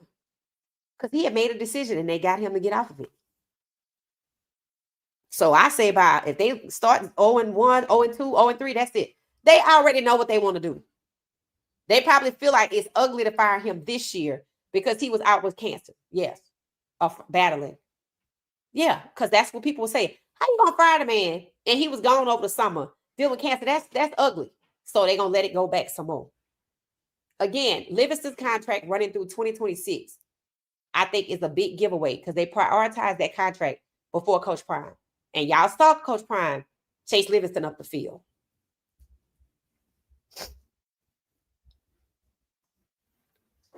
So it don't matter who he get as an OC. What he gonna do for a defensive coordinator? Unless he gonna go in his bank account and pay and buy out Livingston. Or like the other guy, get somebody else to come hire Livingston. That's what he would have to do. It says Shedeur 10 million followers will not let him be undervalued, underestimated, and marginalized. Thank you. I hope they know. I hope they know. It said Colorado is a 1-win team when he got there. It said if Prime leaves, they go right back to being irrelevant. He's bringing millions of dollars and wins. Yeah, they just don't. I told you, it ain't about the money. They get to a point, it's just not about the money. NIL messed up. Yeah. That's what people don't understand. They say, let them go ahead. They will go back to being the losers they were before he came. Right. Some of his teammates, it says Shedeur has the DNA for greatness, just like his dad. Right. And that's what they're trying to shun. It said Bucky said he was going to be in the box suite tomorrow. Oh, because it's cold. Somebody else was filming the game and say, don't judge me. I'm filming. I'm not on the sidelines. I think because maybe it's too cold. Okay. It said Saban knew it. That's why he got up and got out of there. Now, that ain't why he left. See, he couldn't control the situation, and he was going to have to compete for talent. Think about it. Coach Saban accused Coach Prime of paying Travis Hunter $1 million to flip from Florida State to JSU. Did I get that wrong? Did I get that wrong? Was he not a part of the consortium saying Coach Prime was out here paying recruits? And that's supposed to be his friend? Did I get it wrong? Travis was like, I don't have no money like that. My mama still living some kind of way. I don't know what he was talking about. From where I saw, his house was nice, so I don't know. We all got different expectations. I don't know what's going on. Maybe the situation changed.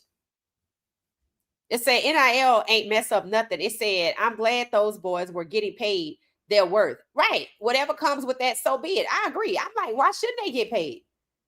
I mean, hell, the NFL should have guaranteed contracts. They talk about, well, what if the player get hurt? So you want to put that on the player? If they get hurt working for you? Remember, our young king Shador has the protection of God. Nope, I remember. But at the same time, here's what people got to understand. Your job is accountability. Nobody else is going to do it. It has to be the public because nobody else is going to do it. Nobody on the inside is going to do it. And it is making a difference. And that's why they don't want you to hold them accountable. I tell you all the time, faith without works is dead. You can pray all day, but it's something God gonna want you to do something. And if you say you pray for somebody, God gonna use you in that fight. So yeah, I get it. I know Shador is covered. I wouldn't be standing here talking if I didn't think it wouldn't. I would have just gave up and moved on. I know he's covered. I also know that accountability is what needs to happen. And that's where we come in at. We're not watching this for entertainment. You're watching it because a lot of people are upset about it. So lend your voice to it. And it's working. It's working. It's definitely working. It said, Queen Shador persistence will defeat their resistance. He continued to face. Yeah, but it's not easy. It's not easy. And he even said it. He said it was extremely hard. It was extremely difficult. So it's not easy. And people think because, you know, he has a calm demeanor or whatever, you know, it's not anything. This is why Black people were slaves for 400 years. Because people wanted to pray about it, but didn't want to do nothing. Then when they got somebody like Harriet that came and wanted to make a way, it was people that didn't want to go. And even when slavery was abolished and they had to leave the plantations, it was people that didn't want to go. It's going to always be people that don't want to do anything, right? But then there's going to always be a group of people that come together independently and speaking out at the same time about an issue with Shador, and that's what's happening. That's what should happen, because what's happening to Shador is gross. It's not about praying that he could withstand it just so it can continue. No. You pray he can withstand it till accountability can be delivered. And that's what God using people for. And of course, people don't want that. They want to keep abusing him right in front of our face. 400 years of slavery. Same thing. People just walked around and let it happen, even though they knew it was wrong. Shilo is a menace. Yeah, Shilo is hilarious. A hot mess. It was a great video. Yeah, I loved how he came in.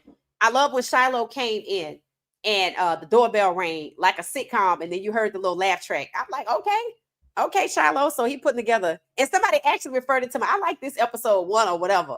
So maybe he'll stay there and they'll just keep recording. So I think he should stay there because he's supposed to be moving to Miami, but I say just live there. Had look like a big house. Shador screaming the win while everybody had their own goals for him. That was hilarious. He told me, no, it's just the win. Just the win.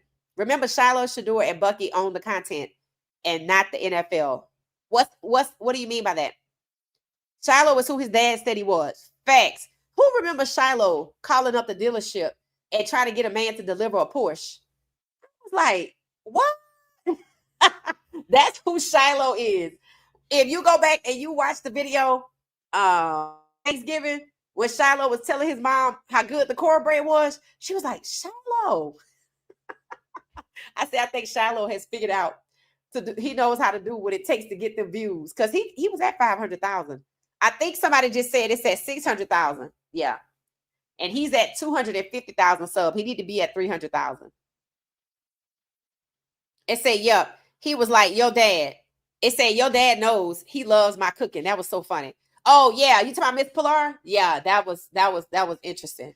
It said Pilar is not over the breakup. No, she not. I was like, oh, Lord, okay. And it was funny because it's on camera, so you would think, but she was like, why did you let him lie to you? I'm like, oh, God. And if y'all notice, Shilo keep poking the bear. He the one, Shador never brings that up. He never brings it up. Even when he was pretending to be Shador, was it at Pittsburgh or something like that? And that girl came running up there looking for Shador to make sure he's not in trouble. And Shilo said, he's good. He don't get in trouble. I thought that was great. But Shilo was like, I'm an ass dad. I'm like, why if your mama tell you something about what would it take for her and Coach Prime or something, Shador would have to do something. And she said, baby, it's never going to happen. And he likes to poke the bear about their divorce. Like, it's funny, but she don't think it's funny, but She not over that. She might not want him, but she don't like him. I'm just gonna put it out there. She don't like him. And Shedeur is his own man. He said, I believe, he said it's 50-50 for me. Half of what you say and half of what he say, and I just try to piece it together. Yep.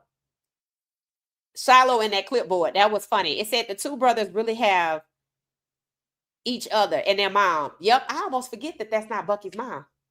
I forget because we don't see Miss Carolyn as much. I do more now because of Snow. But the reason why I forget that is because the boys are so tight. I don't think the girls are tight like that. And even Shalimar wasn't there. I don't know where she was for Thanksgiving, but she older now, right?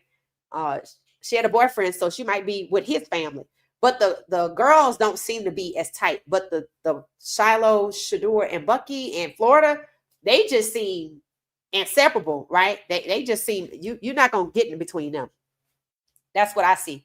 It said Pilar is beautiful. She is falling into place nicely. Give her time. How long has it been? It says Shedeur has always been reserved. Yeah, you can see that. When you look at the other videos, it said, nah, she not mad. Shilo said she started wrapping gifts after the parents split up.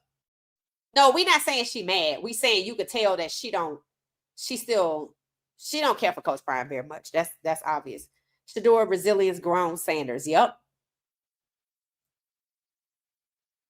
Did anybody notice Shedeur rubbing Shilo hands while they were praying? Yes, like to calm him down. I noticed it. That is hilarious. That is hilarious. I think Shilo in their house, he was the one that kept everything going. You can see it. Like, the youngest is the daughter, right? Shalimar, she's the daughter. Surprisingly, she wasn't there because her and mama always, together unless it's basketball season or something like that. But because she was just at the game, I think the last game that they had, and was that the Ravens game? And yeah, I was shocked that she wasn't. I was shocked she wasn't there. But yeah, I saw Shedeur rubbing Shiloh's hand, like calming him down. I think Shilo kept that house buzzing because Shedeur is the middle child. People don't realize that. It's Shilo, Shedeur, and Shalimar. And I think that's why he's so reserved, because he in the middle. That's what I think. But I don't know. That's just his personality, though. It said he's affectionate like his dad. Oh, okay. That's a good point. It said, yes, I did. His love language seems to be touch. It said, good to see it between brothers. Right. Did y'all see he went to bed early? And Shilo was like, he got to go to bed early. He got to get ready for a game. But that whole point about, let me play it again, about Stfansky, talking about, look at him studying for Coach Stfansky. I'm like, oh my God. I'm like, Shilo is something else. Like, I don't know. He just trolled his way through Thanksgiving. That's all I know. He trolled his way through Thanksgiving. And I'm like, do they tease Shedeur all the time? Because, he in the middle. So you had the little girl that they called Bossy when they were younger, Shedeur in the middle, and then you had Shilo with all of the antics that was older. So Shedeur seemed unbothered by all of it. That's what I thought was interesting. He seemed unbothered by all of it. So I'm going to play it again, and we're going to get ourselves out of here. I already got a week's worth of content. I already got a week's worth of content. I guess that's what I did today. Identified. I really want to talk about the whole cultural icon, Allen Iverson and Shedeur Sanders, because y'all keep talking about it and telling me, you know what, he just like Allen Iverson, and I'm like, okay, let me look. But I say he like Tiger Woods.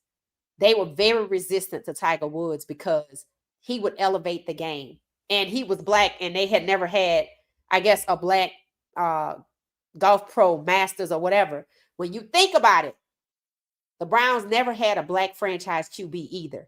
So I say he's more like Tiger Woods, and they kept working on Tiger Woods his whole life. And I think he dates President Trump's son's ex-wife, girlfriend, like that. So he somehow roped up in there with them. So yeah, once his father died, it just kind of seemed to go off the rails in terms of his identity. So I hope that don't happen with Shedeur. Oh, Lord, no, I hope that don't happen. Because believe me, they're working on him. So I just hope it don't happen. So I'm gonna share this one more time, and we're gonna get ourselves out of here, and we'll be back tomorrow. Do y'all have any thoughts about the whole Allen Iverson, Shedeur Sanders journey? Y'all see some similarities? Just put it in the comments. I'll be interested to see what people are saying, because people do feel like there's a lot there, right? They feel like there's a lot there. I just came up with Tiger Woods because I was like, well, Shadeur's not the first person to wear stitch braids. Lamar wears stitch braids. Jordan Love, I got that picture with them. So I just feel like it's more Tiger Woods, but I'm curious to see what y'all are saying. Okay, here we go. Look at him studying his plays and whatnot before his big game. What a good boy, studying your plays so Coach Stfansky don't get mad. Stfansky, I even study my plays on Thanksgiving. Shedeur, you see how Shedeur just put his head down to my stuff. Stfansky don't get mad. I'm like, Shilo, are you? You see how everybody just moving about doing what they doing? I'm like, this happens all the time. This is how you know this happens all of the time. I'm like, and Shedeur put his head down like, oh Lord, like, oh my gosh, that's funny. Teasing his little brother. We own it. We don't have to pay for it. We own it. Well, ask this guy right here. He's the starting quarterback for the Cleveland Browns. You talking about me? It's only 1 week. He's talking about it's only 1 week. All right, God is great. Thank you for letting Shador start finally. We appreciate it. Please help him this Sunday. Throw for 500 passing yards. So both the wins is really important. The win. Well, we want your passing yards. Just to win. Yeah. Run in some touchdowns. Yeah. The win. See, I just want to win. Yeah, so he can win and get my parlays. Right. I'm just playing. I don't bet on these. God, thank you for everything. Thank you for allowing my mom to cook today and really put her elbow in the collard greens today, because they're really good. They look great. Lord, please allow Shador to do his best so he could pull some strings and get me on the Browns too. And please make number 21 available somehow.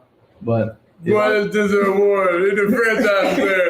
Right. He want the franchise player number. I guess he don't know that. That's hilarious. Shedeur like, 21 gone, bro. Well, never mind. 28 will do. Thank you very much, Lord. And in Jesus' name, amen. I like that.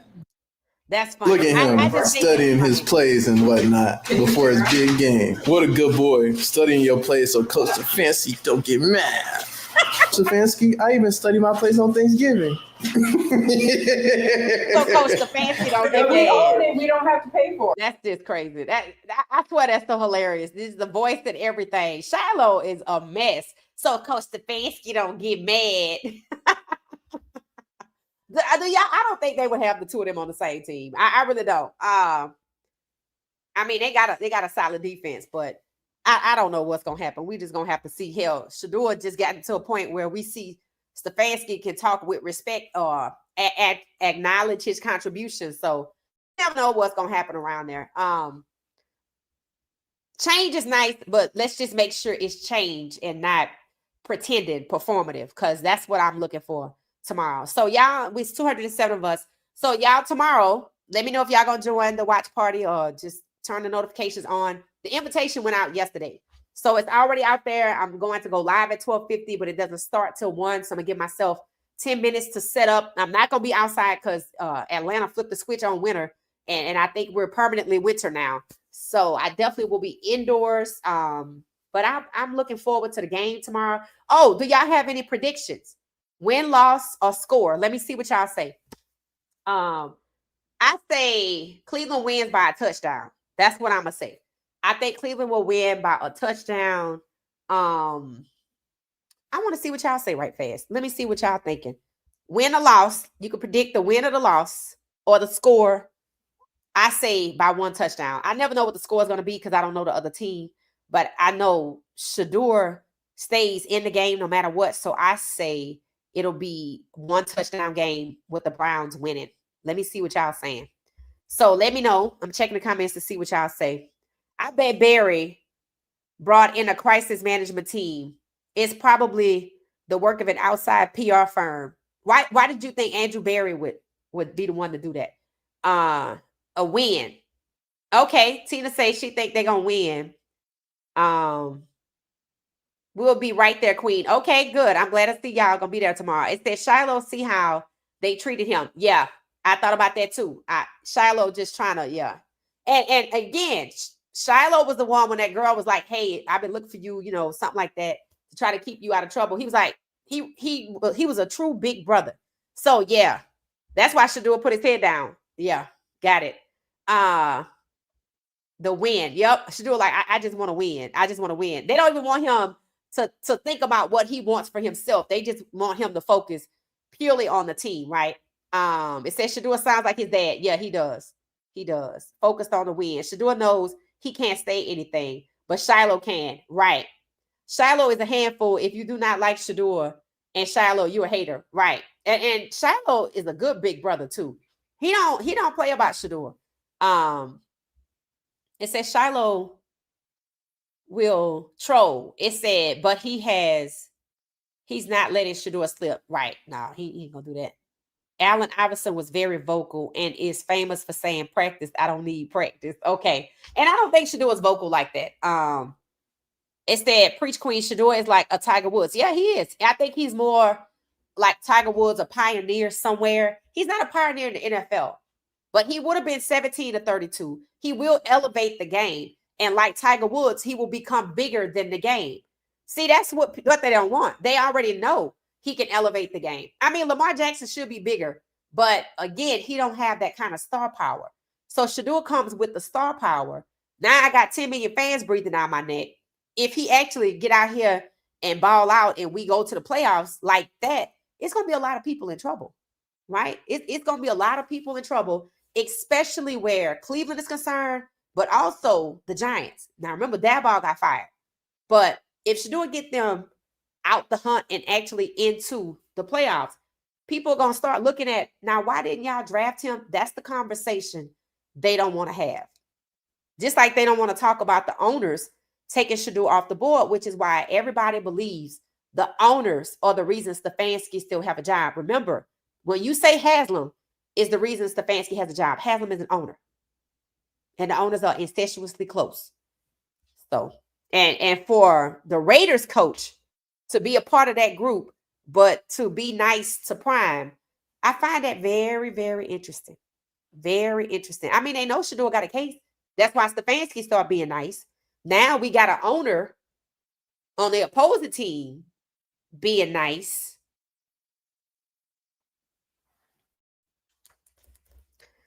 Interesting. I'm just saying, it's just interesting. Tiger Woods didn't claim his blackness. Yes, he did when he was 11. See, that's what people don't know about Tiger Woods. When he was a little bitty kid, and he talked about how they treated the black golfers. He did. That was when his father was alive. It seemed like, and I kind of hate to say this, but the men he linked up with, his friends, were Michael Jordan and Charles Barkley. So I don't know how he ends up in this situation with these women. And then, of course, the wife, the whole thing with the golf club and, basically the injury and stuff like that. But now his own son, I think possibly, and daughter. My mom been following them for years because my family plays golf. So, she'll say, oh, this is Charlie, meaning, Tiger's son. And I think he plays in his first tournament or something like that. So I don't know, but I know after his father died, it seemed like some guys took him, different people tried to pull him in different directions. And it just didn't work out for him. And he ended up becoming what they wanted him to become rather than who he started out as, a young black man that felt like black people were being mistreated in the sport of golf. So yes, he did claim his blackness. As he got older, they were working him. See, what y'all don't understand, if they work Shedeur long enough, he gonna be the same way. Y'all don't believe me, but I'm telling you, you already see him saying, just to win, just to win, just to win, right? Understand that, right? There's nothing wrong with saying it would be nice to get 500 yards, or, they talk about Myles Garrett. Do you want to get 5 sacks, this, that, and the other? They'll talk about what it is that he wants. But Shedeur can't say what he wants. And understand, if he's in that situation for a very long period of time, like a year or two, yeah. And that's why they do it. That's why they do it. They want him to cut his hair off and have a fade. Did Travis cut his hair off? And they got mad when he got baptized. I'm like, what the hell is wrong with y'all? Because they don't want anybody else to have any type of influence over you. Not your father. They don't believe your mother has, even though your mother can, but them. And they feel like God gets in the way of that. Because here's the thing: if you believe in God, you're not gonna drop the ball because your quarterback is black. You're not gonna do that. And they know who they could go to. They know. They know. They know. Like I said, they spend more time trying to take Shedeur down than they are trying to win. It said, like my cousin from New Orleans said, Shilo is a fool, right? Yep. It said, yes, Shilo already knew Shedeur's schedule. He was looking out like a big brother. Yep. Because he said, he get ready to go to bed because Shedeur went to bed early, So he's a huge troll. Yes, Shilo is a troll. I think I could see him on TV. I think I could see him on somebody's sitcom or something. And I thought that's why he made it, right? Because he's been getting asked to be featured in all of these other things. So he figured he'll take a hand at a little sitcom, and then he coming there with the clipboard. Now, y'all know he love his mom. Like, they both do. They both do. But yeah, Shedeur spoiled. I'm like, we were watching at home. I said, is she fixing both of their plates? I said, is Shedeur standing next to her while she fixed his plate? And then Shilo, I said, is she fixing his plate too? I said, I think the only person that fixed their plate was Florida. So they like two little boys. When they mama around, and I remember Shedeur saying he called up his mama to ask her to make him some popcorn. I was like, what? Y'all ain't gonna never get married. You're not gonna ever. I'm like, y'all some mama's boys. I see what's going on here. Yeah, Shedeur was walking next to his mom while she was scooting down the list. And did y'all hear her say something about like if she would have a catering job in Los Angeles and they was going in on Los Angeles? I was like, whoa, they don't want her to go nowhere. They love their mama. They act like they 6 and 7. And they at the stove and they can't let go of her pants, and they love their mama. I'm like, wow. I ain't mad, right? You're supposed to love your mama. But this is our first chance to really see them as adults with her, right? We always see them with Coach Prime, but this is my first time seeing them with her. I like Miss Pilar, but I see she not over that situation. And I don't even know what happened. I don't even want to know. I just know she don't like him. And the kids navigated well. Shilo pokes the bear, and Shedeur tried not to talk about it. All right, y'all. So we're going to get out of here. This was fun. We'll be back. I got a week's worth of content, so I'll be back tomorrow. Y'all know we're going to be live tomorrow. I'll probably be live tomorrow night. I'll probably be live Monday early, live Monday late. It's the holidays, so I'm thinking about decorating, make it look a little festive back here and stuff like that. If not, I'll find a festive background. Shout out to y'all that say y'all like my thumbnails. I appreciate it. I call it a work of art. So thank y'all for hanging out tonight. I hope y'all enjoyed the podcast. I'll see y'all for What She Said Sports Lounge. That's what I was calling it. The watch party. Again, I say the Cleveland Browns gonna win by 1 touchdown. So I guess we'll get into that tomorrow. Maybe I'll go watch some 49ers highlights and see what's going on. All right, y'all. So we're gonna have a good night. Thanks for watching What She Said Sports, everybody. Y'all have a good night. I'll see y'all for the watch party tomorrow.